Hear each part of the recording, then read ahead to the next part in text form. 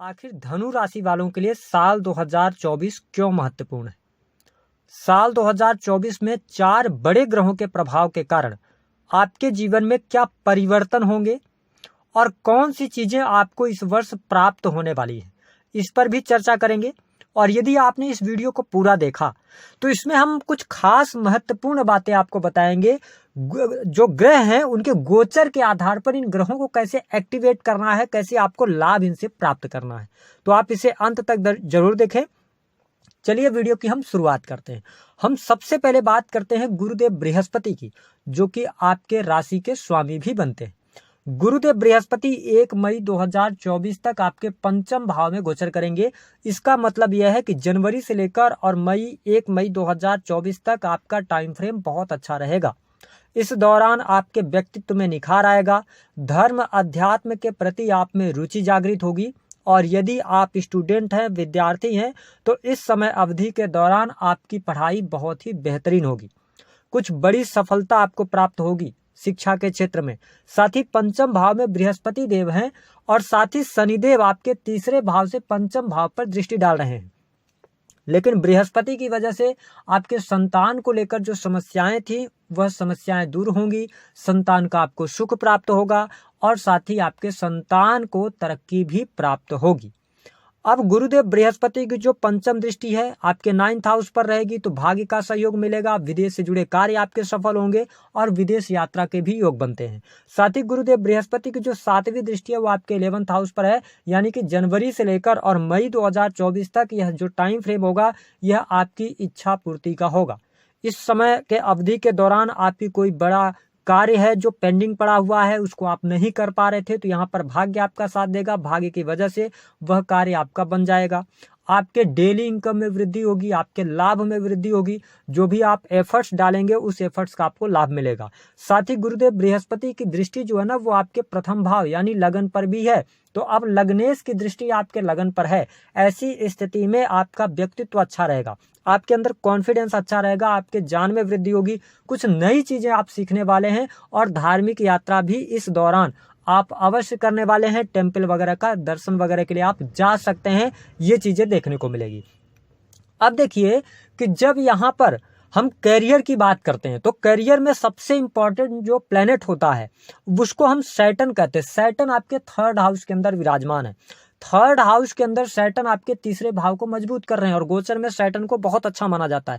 ऐसी स्थिति में जो लोग अपना ट्रांसपोर्टिंग का काम करते हैं, मार्केटिंग के फील्ड के अंदर हैं, या आप किसी भी प्रकार के प्रोडक्ट का एडवर्टाइजमेंट वगैरह करते हैं, ये समय आपके लिए अच्छा रहेगा। जो लोग टेक्निकल फील्ड से जुड़कर काम कर रहे हैं, टेक्नोलॉजी का इस्तेमाल अपने किसी भी कार्य के अंदर कर रहे हैं, यह बहुत ही अच्छा समय आपके लिए रहेगा। साथ ही शनिदेव कैरियर की अगर हम बात करते हैं तो आपके लिए शनि की जो दृष्टि है वो सबसे ज्यादा परेशान करने वाली होगी मई तक आपके खर्चों को लेकर, क्योंकि खर्चे आपके बढ़े रहेंगे। आप अपने खर्चों को कंट्रोल करने का प्रयास कीजिएगा तो ज्यादा बेहतर रहेगा। दूसरी स्थिति कि आपके स्वास्थ्य पर धन खर्च हो सकता है, ऐसी स्थिति दिखाई देती है। हॉस्पिटल्स पर पैसा खर्च हो सकता है। क्यों हो सकता है? क्योंकि राहु देव आपके 4th भाव में पूरे वर्ष भर गोचर करने वाले हैं। तो राहु जब 4th भाव के अंदर आते हैं तो आपके अंदर कुछ भौतिकता की तरफ ज्यादा जागृति होती है। आप भौतिक चीजों की प्राप्ति के लिए एफर्ट्स डालेंगे। उन एफर्ट्स का शुरुआत में आपको बहुत अच्छे रिजल्ट देखने को नहीं मिलेंगे। अब देखिए जो चेंजेस आने वाले हैं, जो मेजर चेंज होंगे, जो प्राप्तियों की हमने बात करी, वो आपको कहां पर मिलेगा। देखिए कि आपके गुरुदेव बृहस्पति जो कि लग्नेश हैं 1 मई के बाद आपके 6th हाउस में जाएंगे। अब अगर हम किताबी बात करें तो लग्नेश का 6ठे भाव में जाना अच्छा रिजल्ट नहीं माना जाता, लेकिन आप श्योर रहिए गुरुदेव बृहस्पति 6ठे भाव में जाकर बहुत अच्छा रिजल्ट देते हैं। ऐसी स्थिति में आपको 2-3 बातों का ध्यान रखना है। सबसे पहली बात कि आपके बृहस्पति जैसे ही 6th हाउस में गोचर करते हैं आपको सेवा भावी बन जाना है। 6th हाउस किस चीज का है? सेवा का होता है। तो आप सेवा भावी बन जाइए, आपको बृहस्पति अच्छे रिजल्ट देने लगेंगे, जिससे क्या होगा, आपके करियर में ग्रोथ होगी। आप किसी नई चीज की शुरुआत करना चाहते हो तो ये टाइम फ्रेम बहुत बढ़िया रहेगा। 1 मई 2024 के बाद बिजनेस कर रहे हैं तो बिजनेस में आपको ग्रोथ मिलेगी, आपके कार्यों में प्रगति होगी और कार्यों को सही वे में आप करते नजर आएंगे। अगर आप नौकरी कर रहे हैं, 6th हाउस के अंदर बृहस्पति आए अब आपको ये लग रहा होगा कि नहीं यहाँ पर आए तो आपको नेगेटिव रिजल्ट देंगे, ऐसा नहीं है। 6th हाउस में बृहस्पति आपको नई जॉब दिलवा सकते हैं। बैंकिंग सेक्टर, फिनांस का सेक्टर या सेवा का कोई भी क्षेत्र है, अगर आप तैयारी कर रहे हैं तो आपके लिए बहुत बढ़िया रहेगा। जो लोग किसी भी प्रकार से सर्विस प्रोवाइडिंग कार्यों के अंदर कार्यरत हैं, उनके लिए परिस्थितियां 1 मई के बाद बेहतर बनने जा रही हैं। साथ ही गुरुदेव बृहस्पति की जो 7वीं दृष्टि होगी ना, वो आपके 12th हाउस पर जाएगी। तो मई के बाद धीरे धीरे करके आपके खर्चों में कमी आने लग जाएगी। आपके पुराने जो इन्वेस्टमेंट हैं, उस इन्वेस्टमेंट से आपको लाभ होगा, आपको आपके शैया सुख में वृद्धि होगी, आपकी नींद अच्छी हो जाएगी। तो ये चीजें बहुत बढ़िया हो जाएंगी। जो चीजें अभी आपको परेशान कर रही हैं, क्योंकि शनि का तो ट्रांजिट होना नहीं, शनि की दृष्टि जो है 10वीं, वो आपके 12th हाउस पर है, और जब बृहस्पति उस भाव को देखेंगे तो आपके लिए 12th हाउस की जागृति कर देंगे। ऐसी स्थिति में विदेशी भूमि से आपको लाभ होगा, इंपोर्ट एक्सपोर्ट के कार्यों से लाभ होगा। फॉरेन कंट्री आप जाना चाहते हैं तो ये टाइम फ्रेम आपके लिए बहुत बढ़िया रहेगा। इसके साथ ही बृहस्पति देव की जो 9वीं दृष्टि है, वो आपके लिए भाग्यशाली बनाएगी। तो यानी कि भाग्य के द्वारा भी धन की प्राप्ति आपको होगी। ठीक है, साथ ही आपके बैंक बैलेंस में वृद्धि होगी। आपके घर परिवार में कोई ना कोई शुभ अथवा मांगलिक कार्यक्रम हो सकता है। तो ये बहुत बेटर स्थिति आपके लिए मई के बाद बनने जा रही है। तो अगर हम देखें तो जो धनु लग्न और धनु राशि वाले जातक अपने जीवन में करियर को लेकर किसी भी प्रकार से ट्रबल से गुजर रहे हैं, थोड़ा सा वेट कीजिएगा, आपको बेहतर रिजल्ट देखने को मिलेंगे। अब इस कुंडली, अगर हम गोचर कुंडली को देखें तो आप कैसे अपनी समस्याओं को कम कर सकते हैं। देखिए, पूजा पाठ से नो डाउट आपको मन की शांति मिलती है उपाय करने से, लेकिन आपकी किस्मत नहीं बदलती। बट अगर हम कुछ चीजों को, ग्रहों को समझ लें तो उससे हम अपनी चीजों को मैनेज कर सकते हैं। अब कैसे करेंगे समझिएगा। राहु किस भाव में बैठे हैं? आपके 4th हाउस में बैठे हैं। राहु जिस भाव में बैठता है उस भाव में क्या कर देता है, उस भाव के कारकत्वों में वृद्धि करता है। या आपके, क्योंकि 4th हाउस आपका हृदय होता है, तो आपके 4th भाव में राहु आकर आपको किस तरफ उत्साहित करेंगे?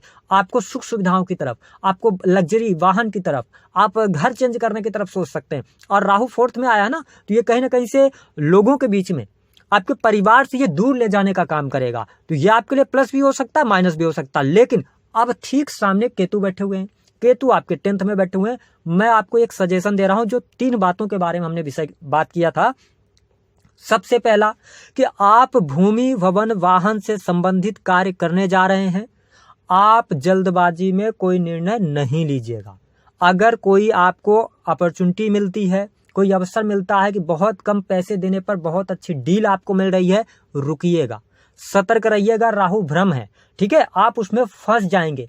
आपका कोई मित्र है, आप पार्टनरशिप करने जा रहे हैं, कोई प्रॉपर्टी आप पार्टनरशिप में परचेज कर लेंगे, उसमें आप फंस जाएंगे। इन चीजों का बहुत ज्यादा आपको पूरे वर्ष भर ध्यान रखने की आवश्यकता रहेगी। दूसरी स्थिति की अगर हम बात करें तो आपके केतु देव जो विराजमान है, वो आपके 10th हाउस में विराजमान है।